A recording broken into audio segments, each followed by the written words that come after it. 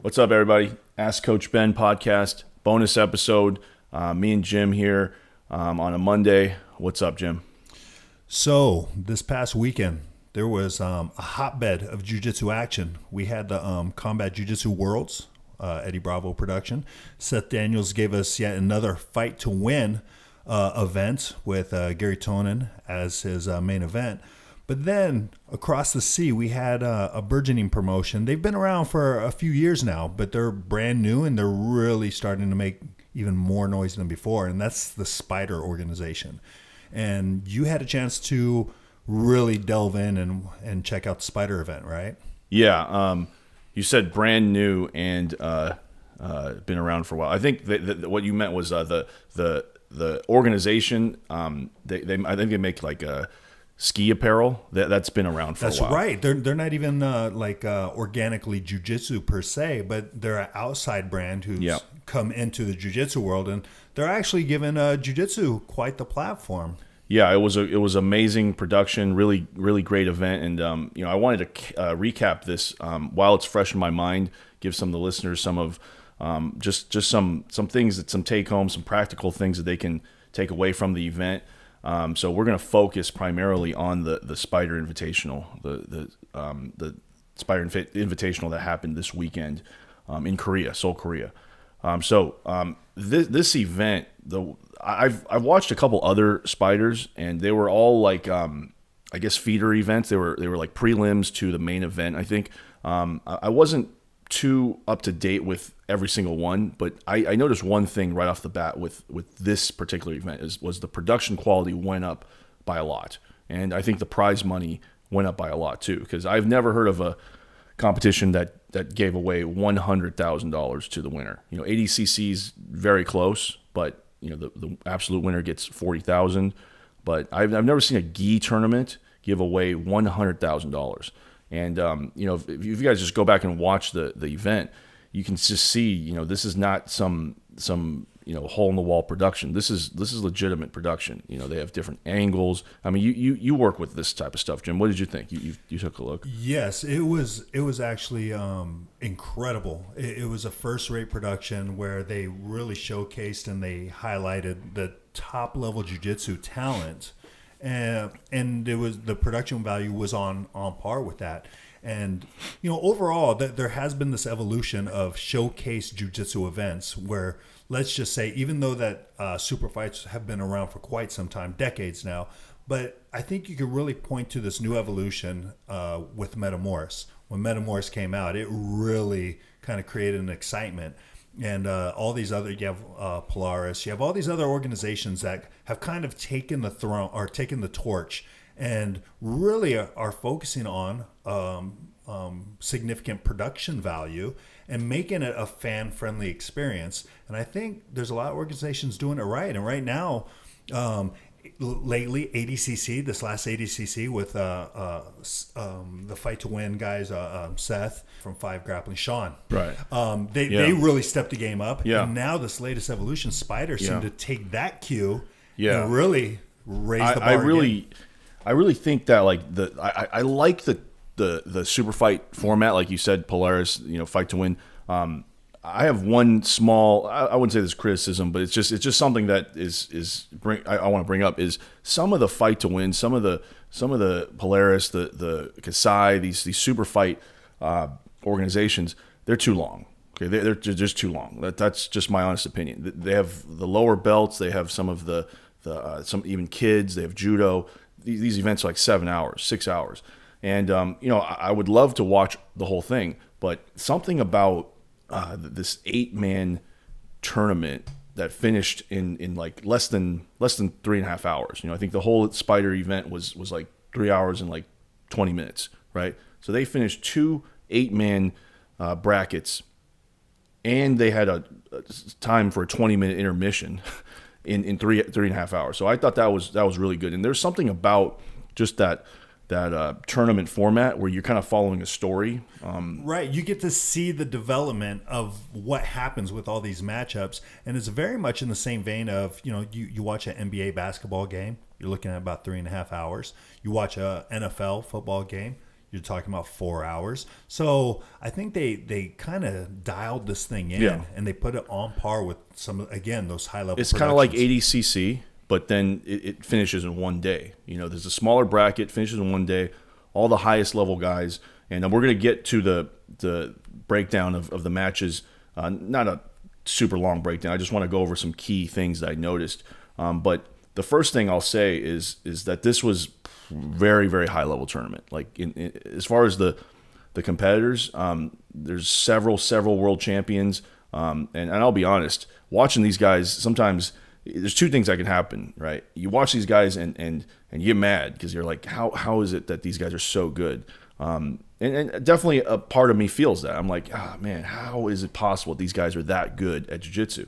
And then the other part of you, the other part of me feels it's motivating because then I train pretty much every day, and so I can see the ceiling. There's just a lot of room for improvement, and I'll say for the most part it's motivating, but man, it hurts my feelings how good some of these guys are sometimes, right? I'm a black belt, you're a black belt. Right. We don't compete very often, but I mean these guys are they're world beaters, and so let's get into Truly. just a little bit of the kind of how it broke down here.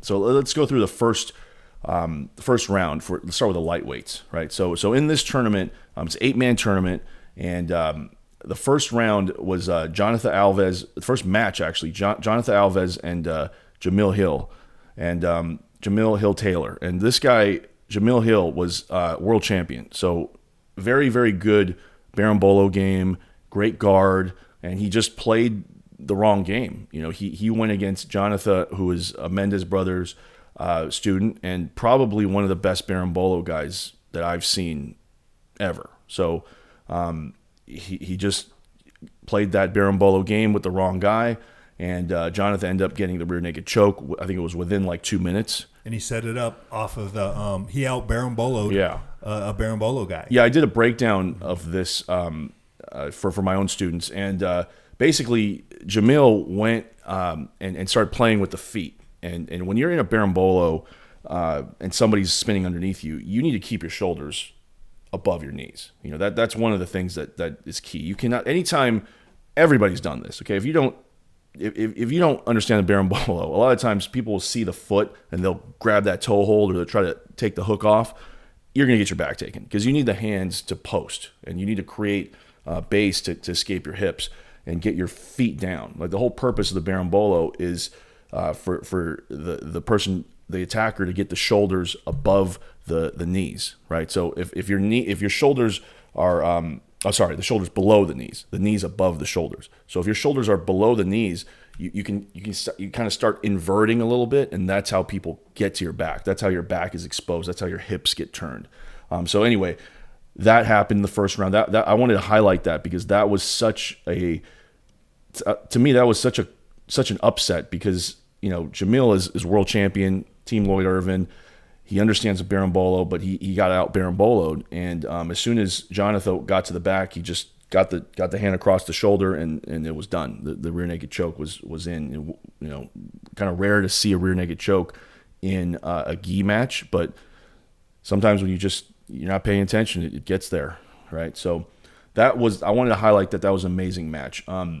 Next match, Mateus Gabriel beat Edwin Najmi 4-2. I remember this match being pretty back and forth. It looked like Edwin had a really tight footlock, and he's known for footlocks. I don't know how Mateus survived that one. I think he just gritted it out.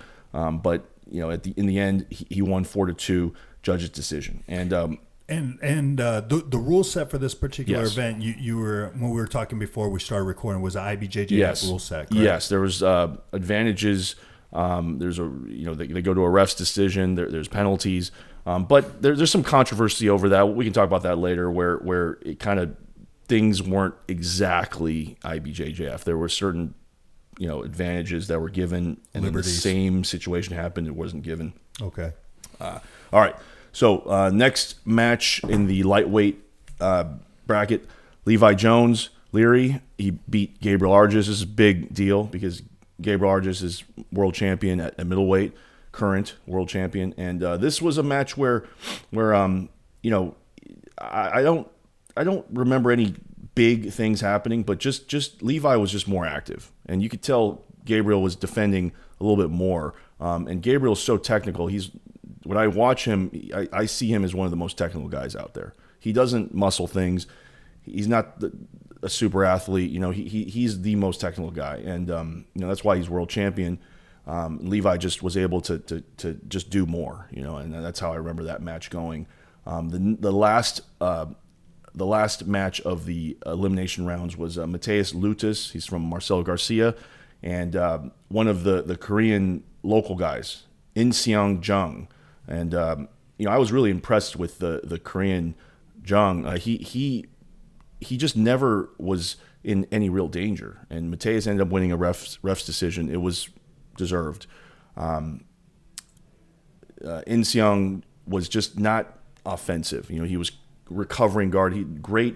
That was a masterclass on how to recover guard, to be honest. You know, his inversions. One of the biggest things with recovering guard is you need to understand how to frame your legs. You need to understand how to frame against your opponent. But mainly, he was able to just always get his knees into his chest and always have that elbow knee frame, and that allows you to invert and recover your guard. He had a couple good attacks, but nothing really was secured, and Mateus won a rest decision. So the winners of the first round were Jonathan Alves, Mateus Gabriel, Levi Jones-Leary, and Mateus Lutis. And that's one of the other things of this tournament is the pacing was insane. So right when that ended, the heavyweight elimination rounds began. And so should we go through all the lightweights first and then go to the heavyweights, or yeah, let's go from small to big, because okay. The big guys tend to dominate the headlines. So now we're gonna hit some where the controversy starts. Okay, so this is where IBJJF rules kind of get muddy. Okay, so Mateus Gabriel in the next round, so in the semifinal round, he faces Jonathan Alves, who rear naked. He got really the only submission in the entire tournament in the lightweight division, and Mateus is for the most part doing a really good job of retaining his guard. There comes a point at the very, very end of the match where Mateus gets a sweep, and it's counted as an advantage, and the match ends. There's a lot of controversy over whether or not that should have been awarded. I know the Mendes brothers put like this pretty long post. I haven't got a chance to read it, but I know it's out there about how there needs to be something done with the rules so it's consistent, right? And this is where, you know, this is where you can argue, well, why not have an overtime, or why not have like EBI overtime, things like that. And this is one of these matches where it's one thing. You know, could Jonathan have won just if he did one thing different, or if they scored it a little differently? Yes, they could have. Just like the final in the heavyweight, when we get to that, same thing. So what I noticed in this match was that just that Mateus had a lot more knowledge of defending Jonathan's guard pass and his berimbolo. It was just he was able to just really implement his guard, and really it just came down to that very last move at the end. And if you guys look that up, you can decide for yourself. I think it was an advantage, to be honest, but at the same time, it may not have been consistent with the rest of the scoring. So Mateus Gabriel goes right to the finals, and he's world champion, and he's he's had some tough matches, but he goes right to the finals. And the other side of the bracket is Levi Jones-Leary, and he pretty handily defeats Mateus Lutis. Mateus is still a brown belt, and Levi just was able to implement his berimbolo game. I don't really even know if what he's doing is the berimbolo. He's doing a lot of things that are very different than most berimbolo games. And he just gets to Mateus's back and holds him there, and he pretty much rides it out 6-0, 6-0. Okay, so in the lightweight final, and oh, by the way, I keep talking about the production because it was just a big thing. After, so while this is happening, right, the heavyweight elimination rounds and semifinals are also going tandem. So after the semifinals are finished with both brackets, they do this 20-minute intermission, right? And then they show every match the highlights for. And I thought that was really, really cool. I've never seen that before. I usually, when ADCC has intermission, it's just a screen and you're looking at the mats. Right. There might be talking, right. There might be interviews. They didn't really do much like interviews or anything until the very end. I know they did a press conference at the end, but anyway, so really impressed with this, just the highlights even. And so the final. Okay, so the final, we have Levi Jones Leary versus Mateus Gabriel, and this is a match where, you got to be a hardcore jiu-jitsu fan to really understand what's happening here. It's just a grip battle. They're able to pretty much stall each other out until the very, very end. And from my recollection, Mateus is a little bit out of position, and he has to do something in order to win. So he decides to jump for Levi's back from the top position. So as he's passing, he jumps for Levi's back. Levi times this and sweeps him, and that's the match. So that's 4-2. It was a pretty cut and dry. Yeah, it's pretty cut and dry. No real controversy there. If Mateus went for that front roll and kind of ended up losing the 2 points, it is what it is, and Levi wins. He, he's had some performances that weren't up to probably his standard this year, and he wins the big prize, $100,000. Must be nice. Yeah. Yeah. Okay. Anything else you want to add, Jim, for the lightweight division? We'll head into the heavyweight. No, let's usher in the big guys. Yeah. Okay. So let me just recap real quick on any things to note. From what I remember, so this is just from a coaching standpoint. From what I remember of the lightweight rounds, it's pretty much all double guard pulls. It's all double guard pulls. Okay, and IBJJF, you can expect this. There's no penalty. Oh, there was one instance, I think, where I believe it was versus Jonathan, and that's how Mateus scored the 2 points, where his butt hit the ground first, and so they didn't call it a double guard pull. And so now Mateus got up and he scored the 2, and he has a huge advantage now, because now as Jonathan sweeps him back, it's 2-2 instead of 2-0. So, Coach Ben, let's take pause on a recap for a second and talk about the strategy of guard pulling within a point-based rule set. Okay. Because in fact, a good friend of ours, we were just talking about that with Zach, and he was talking about how he was in a tournament, and this competitor who beat him graciously after the match said, "The only reason why I beat you is I know the rule set better," and it had a lot to do with that. We're both going to hit the deck, but then he stood up, and then it counted for a sweep. Right. So he got sweep points. So in IBJJF, when you double guard pull, right, you have to kind of hit the ground at the same time. All right, that counts as a double guard pull. The ref looks at the clock, at his watch, and then that signifies the double guard pull.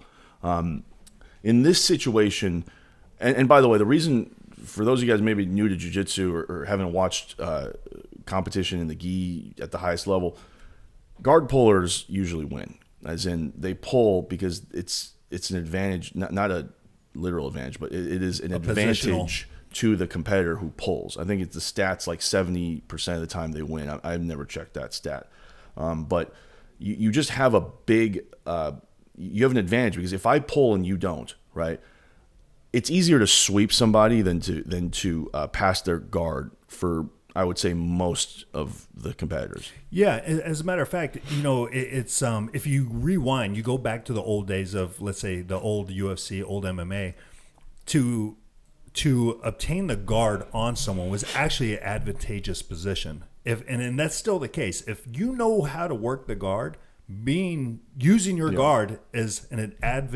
advantageous position as opposed to the person who's in the guard, because now the person in the guard, what attacks does he have? You're talking about closed guard? Just either guard, even if it's an open guard, because even if it's an open guard, what is the mission of the person in the guard? He still has to pass. Yeah, break grips, pass. He's got to pass. So he's already, in essence, behind the 8 ball. Yes. And when you talk about competition at the highest level, when you start having to slice hairs, well, there you go. You know, he is in a disadvantaged position, even though he's not in the immediate threat of a submission or even a sweep. He's still fighting the guard. Yeah, exactly. I think that's a great point, Jim. And one way to think about it is when you're in the open guard. So let's say we're competing and I pull and you remain standing, right? You have to pass my guard, right? You have to get to a dominant position in order to score, right? I mean, you could rack up advantages, but in order to score, you have to pass my guard. That would be 3 points. Whereas all I have to do is I have to, from a neutral position, put your butt on the ground and get up on top and maintain it. Okay, if I don't, it's an advantage. But if I do, you notice in this scenario, I didn't have to go to a advantaged, I didn't have to go to a dominant position. You have to go to a dominant position in order to score on me. I do not have to go to a dominant position to score on you. I just have to sweep you. And exactly. So into that, in that effort of domination, you're establishing dominant position, i.e. passing the guard. You are opening yourself up to sweeps and falling into submissions because of, again, we're slicing hairs, the quote-unquote dominant position of the guard. Yes. You see what I'm saying? So that's just something to note is most IBJJF competitions, especially the lower weight classes, they're gonna, even the bigger weight classes, they're gonna pull guard. Okay, it's an advantage, and I just described why. All right, so that pretty much sums it up. I think there was really no other big highlights from that.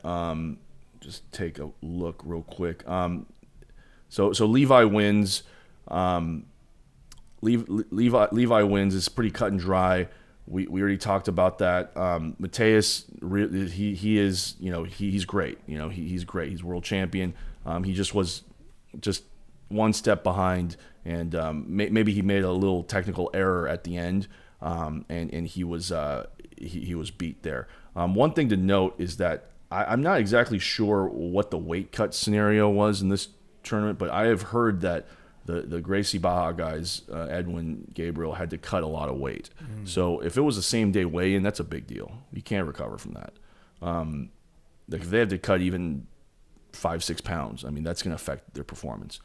They're in another country. There's jet lag. Who knows how early they got there. So I'm pretty sure the bigger guys didn't have to cut too much. I didn't hear anything about that. But the smaller guys, I think Levi had to cut a lot of weight too. So he may have had to cut the most weight, but he did end up winning. Oh, wow. Okay. Yeah, he's a big dude.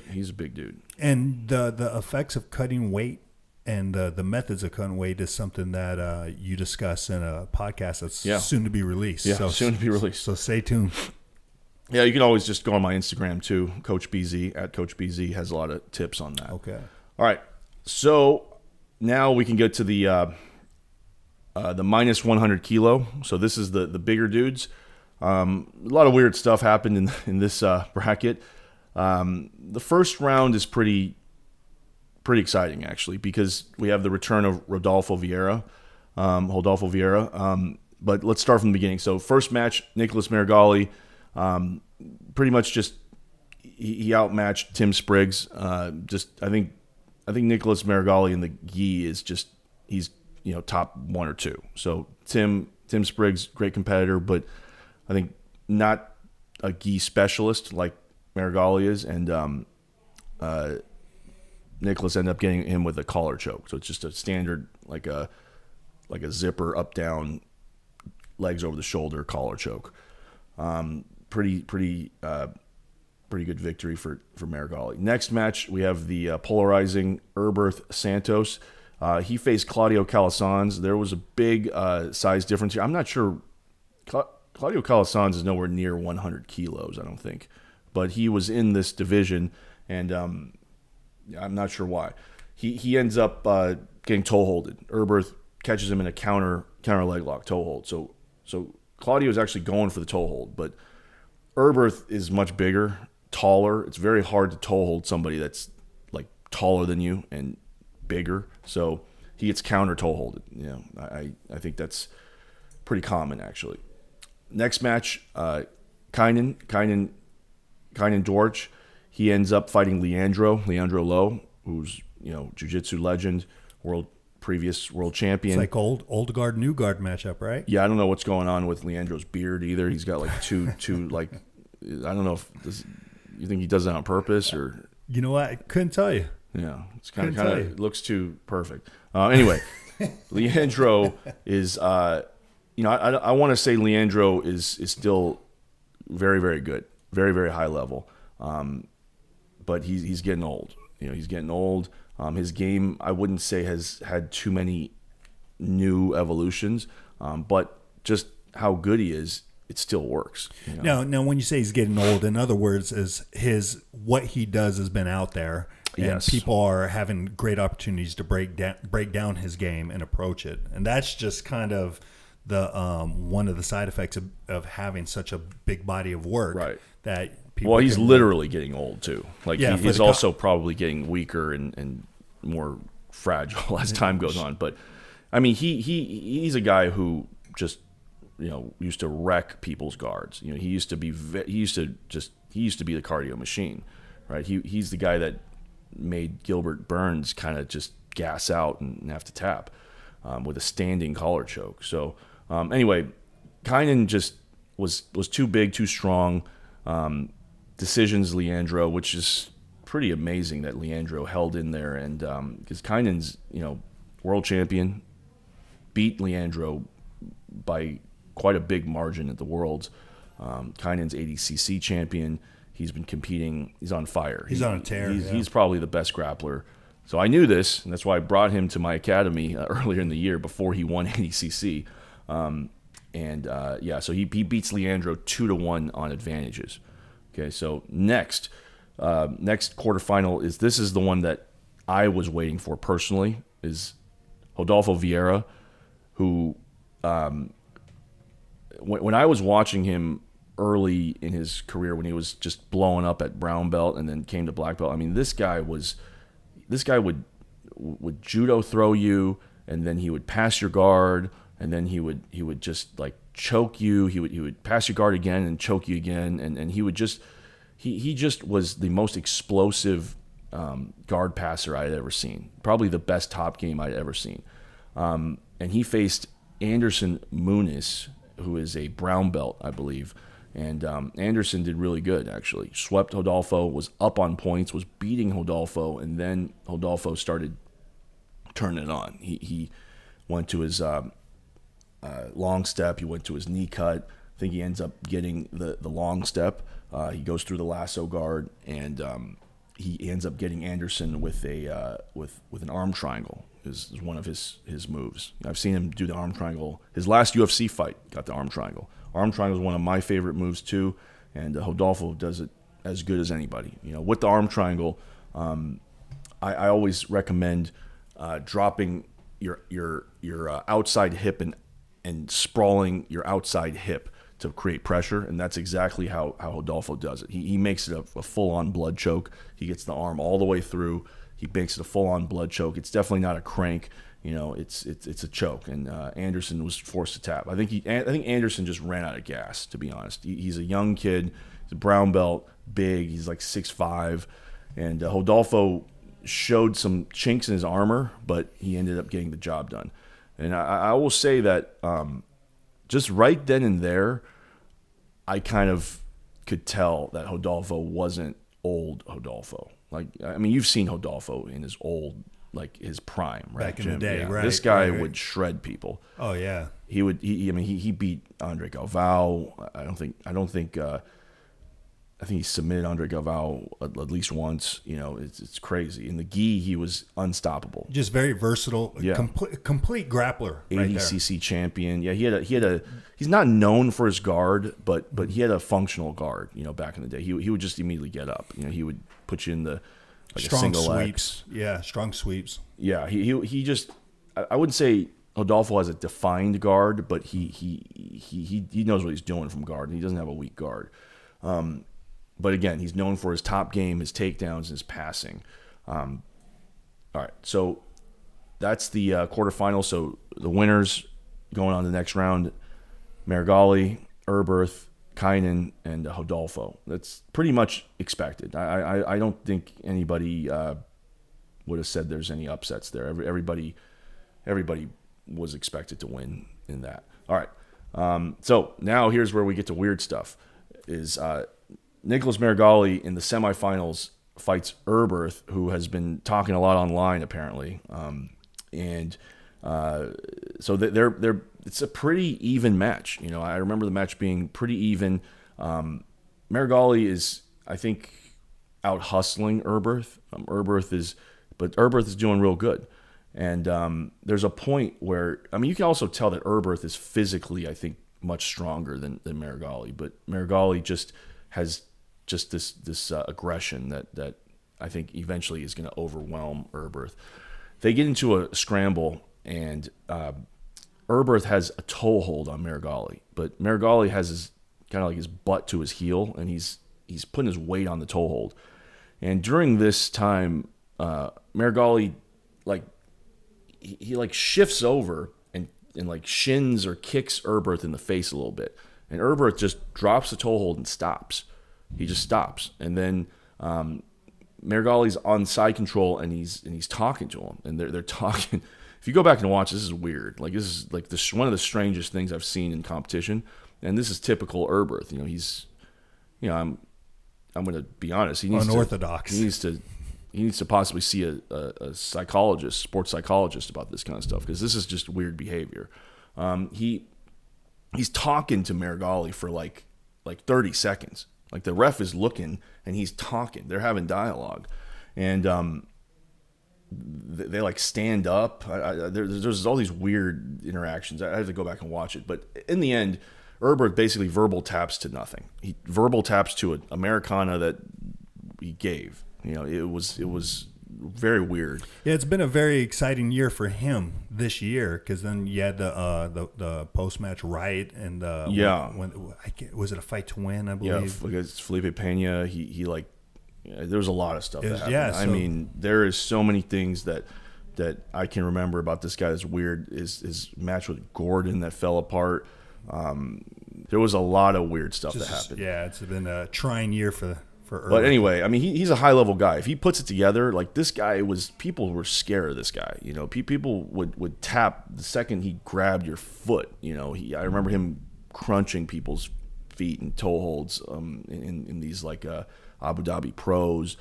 He was very close to beating Keenan, and then he got worm guarded, you know, at one of the local tournaments here. I mean, he's just, if he fixes whatever is wrong mentally, I think he could be like one of the best competitors. But he needs to fix that. He's definitely, and from my standpoint, I see it as he's kind of like a guy who needs to be on. He needs to be winning, right? If he's not winning, it's a bad day, right? He kind of has these outbursts. But if he's winning, it's everything's good, you know. So whatever it is. Anyway, so Marigali beats him by unknown submission, just verbal tapped out to mental illness. So that's that. The other semifinal, Kynan faces Hodolfo. This is a super fight match right here. This is Hodolfo. Also to note, Hodolfo may have injured himself in the previous match with Anderson. He was holding his shoulder for a while, but he ended up submitting Anderson after the shoulder injury, so maybe he was okay. But either way, in this match, Kynan just looked too young and dominant. You know, Hodolfo got swept, and then Kynan pulled guard right off the bat. So he pulls guard, it's a smart move against most people. But Hodolfo, it's a little risky because, you know, I mean, do you want to be dealing with Hodolfo's guard passing? So anyway, Kynan ends up sweeping Hodolfo and winning the decision 2-0. Kynan just showed dominance. You know, he's got the knee cut. He's got just this base that's insanely good. When he's going against Hodolfo, you can see Hodolfo trying his guard, but Kynan's just upright. He's put the knee out. His posture's so good. He's so strong. And like I said, Rodolfo may have lost a step or two with age, training MMA. You can't be training MMA and then come into the gi. He's sharing time now. Yeah. Competing with the top guys. Yeah. So Kynan wins, goes to the final against Nicholas Marigali. And this is a match where I would say I would favor Nicholas Marigali, actually, because Kynan's a kind of jack of all trades. He's good at everything, whereas Nicholas Marigali is very, very good in the gi, and his aggression in the gi is crazy. So in this match, it's basically Kynan on top, Nicholas playing his signature guard, De La Riva X, collar sleeve De La Riva X, and he almost sweeps Kynan a bunch of times. Kynan almost gets him the guillotine. Okay, no advantages, no advantages anywhere. It just goes straight 7 minutes to the decision. And this is where maybe in the final, in the future, Spyder may want to add additional time. So just give a chance for the longer the match, the less. I think the longer the match, the more likelihood that points, advantages, penalties can accrue. So maybe in next one, maybe make it 15 minutes or something. But either way, there wasn't a whole lot of action, I would say, other than Kynan's guillotine. It looked pretty tight. Marigali just pulled his head out. And then the sweeps from Marigali. There wasn't a whole lot of action, and it went to decision. And Kynan, I believe, won the decision 2-1. So there's two judges gave it to Kynan, and Marigali got one. I don't really have an opinion on whether or not it's the right decision. I think Kynan definitely did enough to win, but you could say the same about Marigali. You know, he almost had a sweep. It's tough. I'd have to go back and rewatch it like a third time, but I feel like Kynan did what he needed to do. And if you want to just have a really good simple top game, Kynan is probably the best right now. He gets the knee cut position. He's got like two moves that he does where he just kind of stands over you and forces the knee cut, and then he just holds that position so well. He's so close to passing every single time. And he's probably got one of the most solid top games right now. And so that's it. That was the Spyder recap, and just going through the 100 kilo division. I would say the things to note would be the things I would take away would be, Rodolfo is definitely not the same. It's unfortunate, but I think it's just a matter of age and time. You can't be doing MMA full time, fighting in the UFC, and then fighting the gi. I don't even know why he did this tournament. I think it was probably the money, but but yeah, he comes out for these like super high paying tournaments, because the last one he did, he won like $30,000. I think he beat Kit Dale and Muhammad Ali in the black belt CBD tournament, and that was it. That was the last time he could be in the gi. It was like 2016, maybe. It was a while ago, maybe 2017. But so that's the first thing I noticed right away. Is I watched this whole thing pretty much just to see if Rodolfo was going to be Rodolfo. Not really. I wanted to see the other competitors, but that was a big deal for me because he's my favorite guy. And he wasn't. He just wasn't. This is just the truth.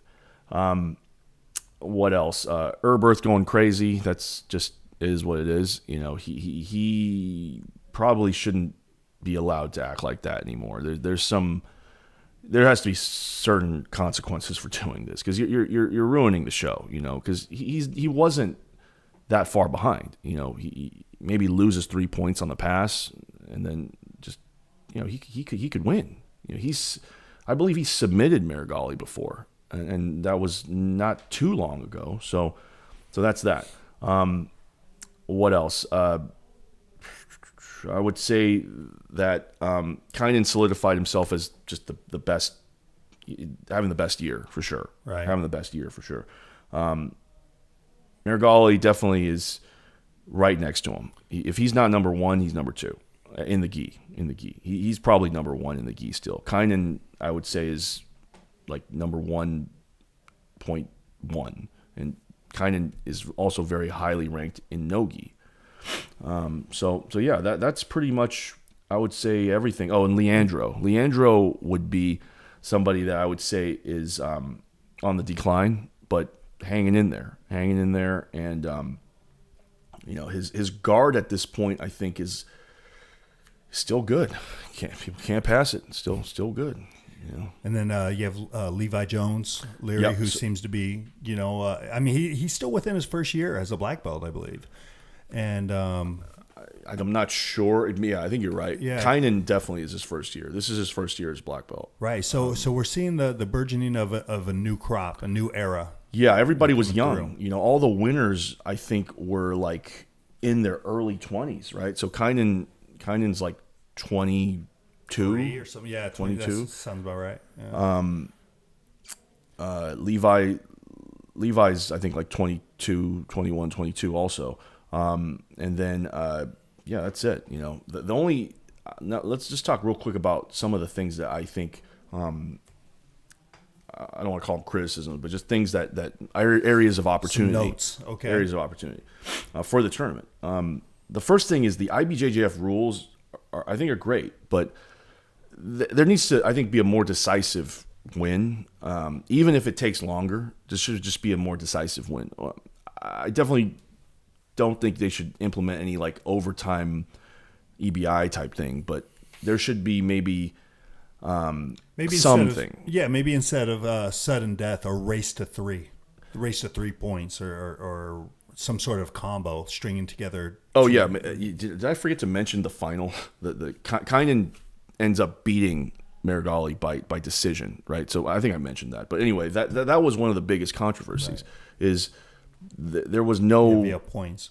Yeah, there was no points, and why did Kynan win? It just, I think he won based on the passing and the almost guard passes and the guillotine attempts. But again, there's just room for interpretation there, right? That when you have a tournament where the winner, I think, gets $80,000 more, $85,000 more than the runner up, that's a lot of money, man. I don't want that to be left to one judge, because Marigali essentially lost to one judge, right? If one of the judges would have flagged him, he would have got the 100. He would have got there's a sick trophy. It was like a Spartan helmet. Yeah, and that would have been him. He would have probably got the number 1 ranking on in the gi. So yeah, it would be nice to be a little bit less subjective, more objective on the results, when, especially like you just mentioned, there's such high stakes.